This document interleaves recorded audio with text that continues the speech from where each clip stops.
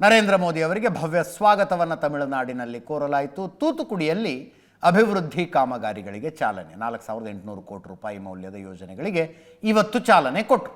ಇವತ್ತು ರಾತ್ರಿ ಅಲ್ಲೇ ವಾಸ್ತವ್ಯ ತಮಿಳುನಾಡಿನಲ್ಲೇ ಇದೆ. ನಾಳೆ ಗಂಗೈಕೊಂಡ ಚೋಳಪುರಂ ದೇವಸ್ಥಾನಕ್ಕೆ ಪ್ರಧಾನಿ ನರೇಂದ್ರ ಮೋದಿ ಭೇಟಿ ಕೊಡ್ತಾರೆ. ಆದಿ ತಿರುಪತಿ ರೈ ಉತ್ಸವದಲ್ಲಿ ಭಾಗಿಯಾಗ್ತಾರೆ. ಚೋಳ ರಾಜರಾಜೇಂದ್ರ ಚೋಳ 1 ಜನ್ಮದಿನಾಚರಣೆ ಗೌರವಾರ್ಥ ನಾಣ್ಯ ಬಿಡುಗಡೆ ಆಯಿತು. ತಿರುಚಿರಾಪಳ್ಳಿಯ ಗಂಗೈಕೊಂಡ ಚೋಳಪುರಂ ದೇವಸ್ಥಾನ ಚೋಳರ ಕಾಲದ ವೈಭವಕ್ಕೆ ಸಾಕ್ಷಿ. ಅದು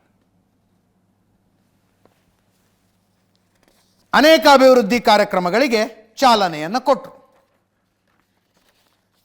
ನಾಳೆ ಪ್ರಧಾನಿ ನರೇಂದ್ರ ಮೋದಿ ಪೂಜೆ ಸಲ್ಲಿಸಲಿರುವಂಥ ದೇವಸ್ಥಾನ ಶಿವನ ದೇವಾಲಯ ದ್ರಾವಿಡ ಶೈಲಿಯಲ್ಲಿ ನಿರ್ಮಾಣಗೊಂಡಿರುವಂಥದ್ದು 11ನೇ ಶತಮಾನದಲ್ಲಿ ತಮಿಳುನಾಡಿನ ಅರಿಯಲೂರು ಜಿಲ್ಲೆಯಲ್ಲಿದೆ. ರಾಜರಾಜೇಂದ್ರ ಚೋಳ ನಿರ್ಮಿಸಿದಂಥ ಮೊದಲನೆಯ ರಾಜರಾಜೇಂದ್ರ ಚೋಳ ನಿರ್ಮಿಸಿದ ದೇವಸ್ಥಾನ.